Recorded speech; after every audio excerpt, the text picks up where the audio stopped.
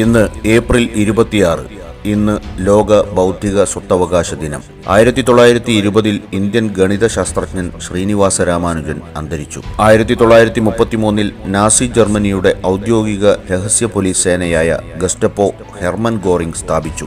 1954 കുറസോവ അക്കിരയുടെ ചലച്ചിത്രം 7 സാമുറായി ജപ്പാനിൽ പുറത്തിറങ്ങി.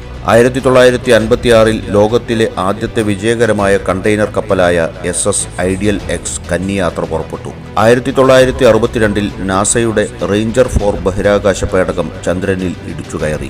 1963 ചൈനീസ് നടൻ ജെറ്റ്ലിയുടെ ജന്മദിനം. 1986 ഉക്രൈനിലെ ചെർണോബിൽ ആണവ നിലയത്തിൽ വൻ സ്ഫോടനം നടന്നു.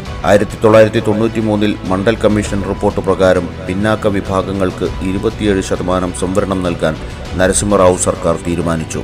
1994 ദക്ഷിണാഫ്രിക്കയിൽ ആദ്യത്തെ ബഹുവംശീയ തെരഞ്ഞെടുപ്പ് ആരംഭിച്ചു. അതിൽ നെൽസൺ മണ്ടേലയുടെ ആഫ്രിക്കൻ നാഷണൽ കോൺഗ്രസ് വിജയിച്ചു.